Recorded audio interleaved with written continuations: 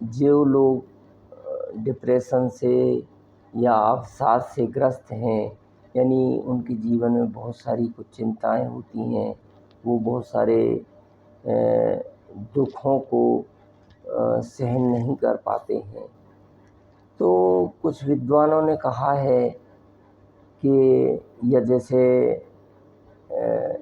कुछ गीतों में भी कहा गया है, दुनिया में हम आए हैं तो जीना ही पड़ेगा, और जीना है अगर तो जहर तो पीना ही पड़ेगा। यानी कहने का मतलब यह है कि ये ज़िंदगी सुख और दुख दोनों से भरी हुई है। इस ज़िंदगी से हमें घबराना नहीं है। इस ज़िंदगी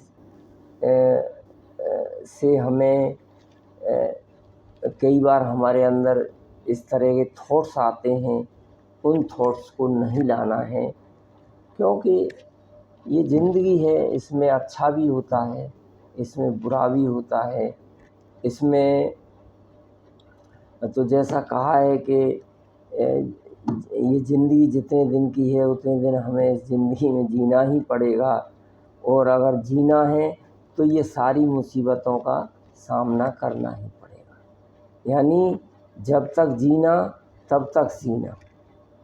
मीन्स यह है कि हमें अगर इस दुनिया में सुख भी हैं दुख भी हैं, तो हमें दुखों से बहुत ज़्यादा घबराना नहीं चाहिए, क्योंकि अगर सुख है तो दुख भी होगा, और उस सुख का एहसास तभी होगा जब हम कुछ न कुछ दुख वाले अनुभव से गुजरेंगे।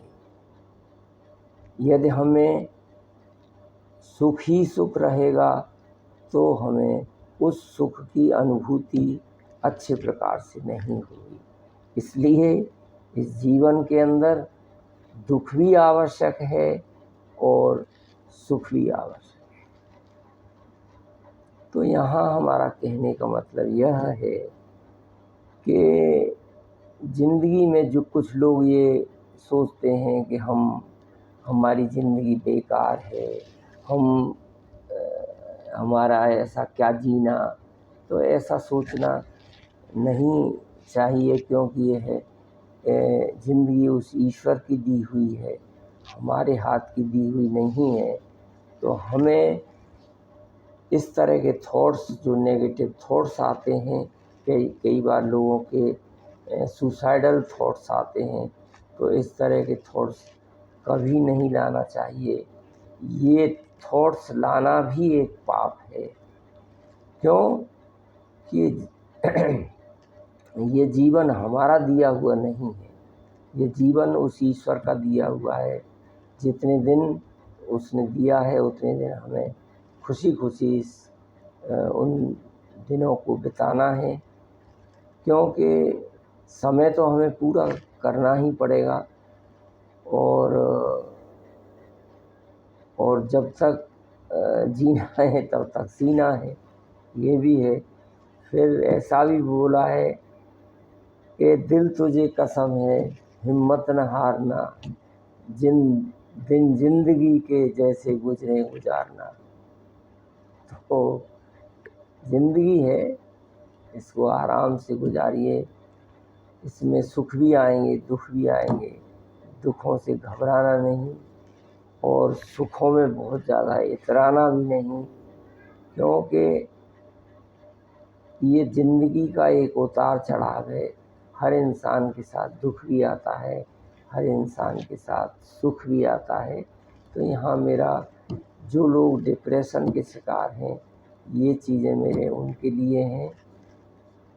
तो यहाँ मेरा कहने का सिर्फ मतलब ये है, वो ज़िंदगी जिएँ, आराम से जिएँ और हंसी खुशी जिएँ। हर समय अपने मन में खुशी की लहरें दौड़ाएँ, अपने मन के अंदर दुख की एक छोटी लकीर, एक बिंदु भी नहीं आने देने की कोशिश करें, तो हमारा जीवन निश्चित रूप से ही